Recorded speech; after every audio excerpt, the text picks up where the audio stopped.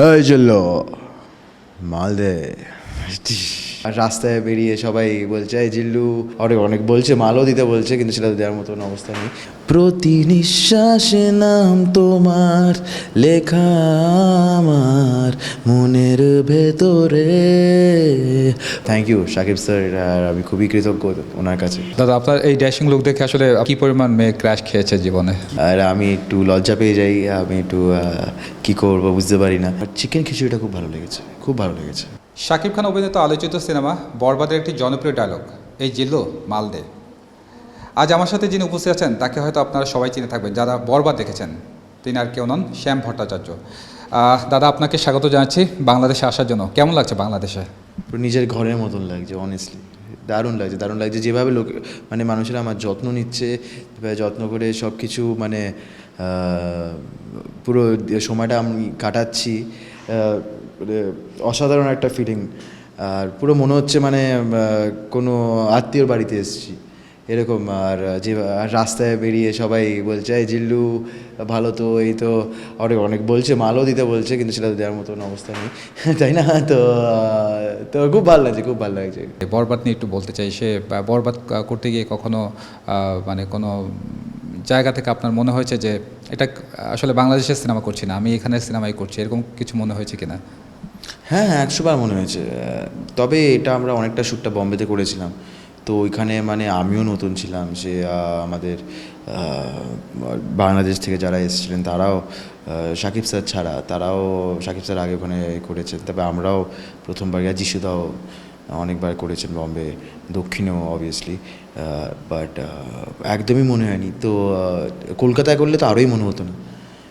তো ওইখানে গিয়ে মাঝে মাঝে মনে হতো কি একটা, হ্যাঁ বাইরে এসে শুটিং করছি এরকম ব্যাপার। তবে এরকম তো মনেই হয় না, যেহেতু আমরা সবাই বাংলায় কথা বলি, তো সেই ক্ষেত্রে আর ওইখানে হিন্দিতে সব, ওদেরও অনেক বম্বের অনেক টিম ইনভলভ ছিল, তো তাদের সাথে হিন্দি কথা বলতে হচ্ছিলো। তো তখন মনে হয়েছে মানে আমরা সবাই মিলে একটা অন্য জায়গায় এসে আমরা অডিও শ্যুট করছি, যদি আমার হিন্দি খুব ভালো। তাই জন্য মাঝে মাঝে আমি হৃদয় ভাই বা বাকিরা যারা আছে তাদের জন্য আমি ট্রান্সলেটও করে দিয়েছি অনেক সময়। সো এরকমভাবে মিলেমিশে কাজ হয়েছে। বাট একদমই মনে হয়নি কি মানে অন্য কারোর সাথে কাজ করছি বা একটা অন্য দেশের লোক সাথে কাজ করছি, ওটা মনেই হয় না আমার, এখন এসেও মনে হচ্ছে না সেটা। বাংলাদেশের সুপারস্টার শাকিব খান মানে বাংলাদেশের খুবই একজন জনপ্রিয় নায়কের সাথে অভিনয় করেছেন। এই বিষয়টি আসলে আপনার কেমন লাগছে? আরে বাবা, দারুণ লাগছে, দারুণ লাগছে। আর জিল্লু এত ভালোবাসা আমি পাচ্ছি, এত মানে পপুলারিটি ক্যারেক্টারটি গেইন করেছে because of Shakib sir. Obviously উনি যেভাবে ডায়লগটা বলেছে মানে হিট হয়ে গেছে। আর সেখানে উনি বোধহয় ওনার তো ওরকম দক্ষতা আছে আর ক্ষমতা তো কোনো মানে আমি কিছু কমেন্টই করতে পারবো না। অন্য কোনো ডায়লগ বললেও, অন্য কোনো ক্যারেক্টার বললে বোধহয় সেও ফেমাস হয়ে যেত। So thank you Shakib sir, আর আমি খুবই কৃতজ্ঞ ওনার কাছে আর দর্শকের কাছে, কারণ দর্শকের ওটা খুব পছন্দ হয়েছে। আর আমিও চেষ্টা করেছি টুকটাক, আর সে দর্শক লক্ষ্য করেছে বলে দারুণ লেগেছে। বাট শাকিব স্যার যে মানে পাওয়ার অ্যান্ড শাকিবিয়ান্সের যে পাওয়ার, সুপারব, এক কথায় সুপারব। চালিয়ে যাবেন একদম শাকিবিয়ান্স, কিপ ডুইং দিস, লাভ ইট। এই যে হলো মালদে, এই ডায়লগটি অর্থাৎ আপনার মুখে অনেকেই শুনতে চেয়েছেন, অর্থাৎ দর্শকদের উদ্দেশ্যে কি মানে এই ডায়লগটি একটু দেওয়া যায় কিনা? এই চললো মালদে। আসলে আমরা দেখেছি যে মানে দর্শকদের মাঝে একটা প্রতিক্রিয়া, যে যখনই এই ডায়লগটি হয়েছে একদম সিনেমা শেষ দিকেও এসেও, তো দর্শকদের মধ্যে একটা প্রতিক্রিয়া লক্ষ্য করা গিয়েছে। তো যখন শ্যাম ভট্টাচার্য মানে তাদের কাছেই জনপ্রিয় হয়ে গিয়েছে, বাংলাদেশের দর্শকদের কাছে একটা জনপ্রিয় জায়গা তৈরি হয়েছে, অর্থাৎ তার নামটি সকলের হৃদয়ে গেঁথে গিয়েছে, তো এই বিষয়টি আসলে আপনার কেমন লাগছে? দারুণ লাগছে। এটা যে কোনো একজন অভিনেতার একটা স্বপ্ন থাকে, চেষ্টা থাকে যে তার কাজটা, কারণ কি পুরো কাজ, আমাদের কাজটা দর্শকের জন্যই, দর্শককে এন্টারটেন করার জন্য, দর্শককে কিছু সময়ের জন্য মানে কনভিন্স করা, বা মানে আমি যদি হাসি, তারা যদি হাসে, একটা রেসপন্স পাওয়া। যে কোনো আর্টিস্ট, খালি অভিনেতা না, যে কোনো আর্টিস্টের অডিয়েন্স লাগে, দর্শক লাগে, তাদের জন্য সবটা হয়। তো সেটা যখন হচ্ছে, তারা যখন সেই প্রতিক্রিয়া দিচ্ছেন, খুব ভালো লাগছে। এটা একটা মানে পরীক্ষায় পাশ করার মতন একটা ফিলিং। আচ্ছা, শ্যাম ভট্টাচার্যের বিষয়টা আমার জানার বিষয় যে অনেকে আছে যে টলিউড থেকে অনেকে বলিউড ইন্ডাস্ট্রিতে ইনভলভ হয়েছে, অর্থাৎ হিন্দি সিনেমায় কাজ করছে। আপনার আসলে এই ধরনের কোনো প্ল্যানিং আছে কিনা? ইচ্ছে আছে, প্ল্যানিং উপরওয়ালা করবেন, ঠিক আছে তাই না? তো অবভিয়াসলি ইয়েস ইয়েস অবভিয়াসলি ইচ্ছে তো খুব আছে।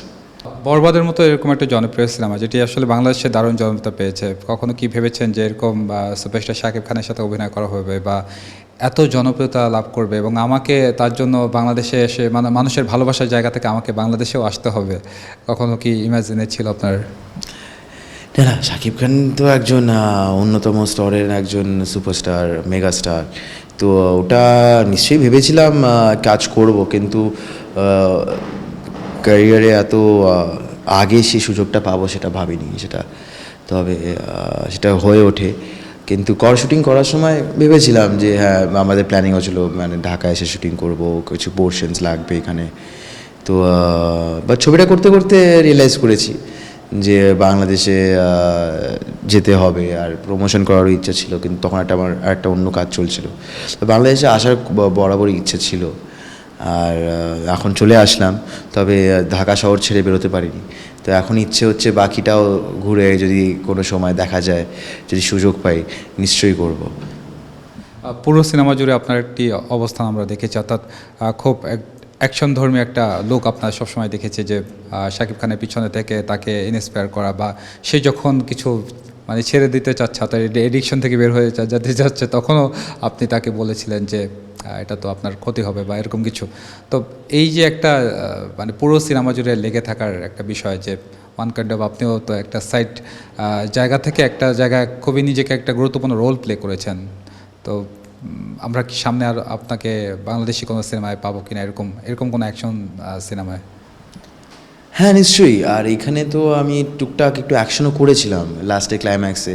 তো সেটা অ্যাকচুয়ালি ওটা ওটা আসেনি ছবিতে, ফাইনাল এডিটে আসেনি। তবে কারণ ওখানে সাবজেক্টটাও অন্যরকম ছিল। আর যখন মেগাস্টার তো ফুল ফাইটিং করছিলেন তখন মানে একটা গল্পের একটা আলাদা সাবজেক্ট ছিল তখন। তো তবে ওটার বিটিএস আছে, ওটা রিয়েল এনার্জি প্রোডাকশনসের ইনস্টাগ্রাম পেজে পাবেন। তো যাই হোক, তো অফকোর্স আমি মানে অ্যাকশন কমেডি আমি অভিনয় করতে ভালোবাসি, আমি অভিনয় করে যাব। সো সেটা যেরকমইভাবেই হোক, আমি মানে নায়ক হোক খলনায়ক হোক, যে আমার ক্যামেরার সামনে থাকতে ভালো লাগে। তো যা আসবে আমি করব। আর বাংলাদেশে আমি নিশ্চয়ই বাংলাদেশে কাজ করব। আর যে কোনো দেশ থেকেই আসুক, আমি কাজ করতে, ক্যামেরার জন্য সামনে অভিনয় করতে ভালোবাসি।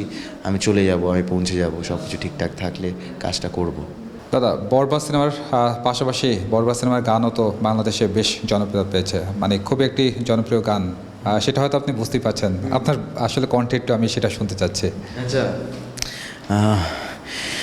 প্রতি নিঃশ্বাসে নাম তোমার লেখা আমার মনের ভেতরে, পুরো দুনিয়া জ্বালিয়ে দেব, করব ছাড়কার তোমায় না পেলে।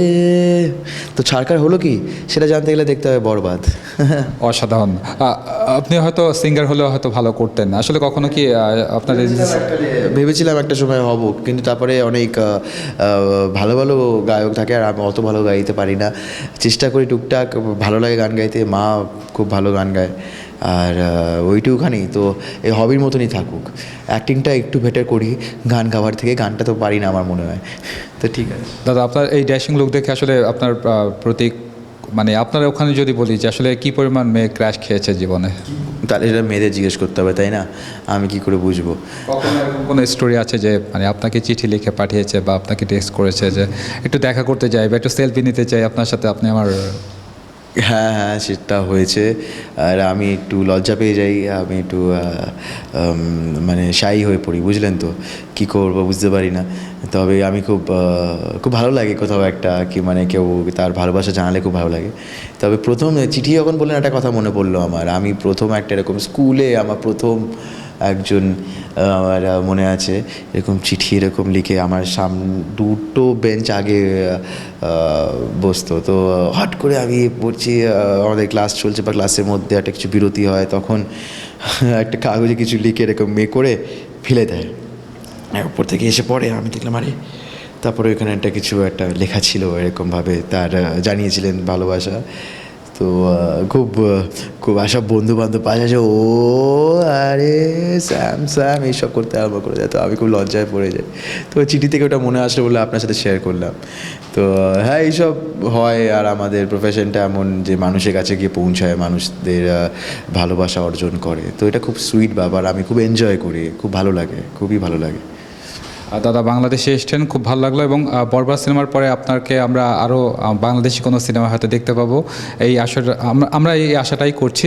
আসলে বাংলাদেশের দর্শকদের প্রতি আপনার কিছু বলার আছে কিনা? হ্যাঁ, নিশ্চয়ই বলার আছে। আর এই আশাটা আপনি করছেন শুনে খুব ভালো লাগলো। আপনারা এই আশাটা করবেন, আপনাদের আশা থেকেই সবটা হয়ে উঠবে আশা করি। নিশ্চয়ই হবে, উপরওয়ালার আশীর্বাদ থাকলে সব হবে। আর আপনাদেরকে অনেক অনেক অনেক ধন্যবাদ, যেভাবে আপনারা জিল্লুকে ভালোবাসা দিয়েছেন, যেভাবে আপনারা বরবাদ ছবিটিকে এই স্তরে নিয়ে গেছেন। আমি আপ্লুত, আমার কাছে বলার কিছু নেই। তো আমি একটা পদ্ধতি দিয়ে এটাকে ফেরত দিতে পারি যে আরও আপনাদের এন্টারটেন করে, আর আমি আরও আপ্রাণ চেষ্টা করে যে আরও ভালো কাজ করার।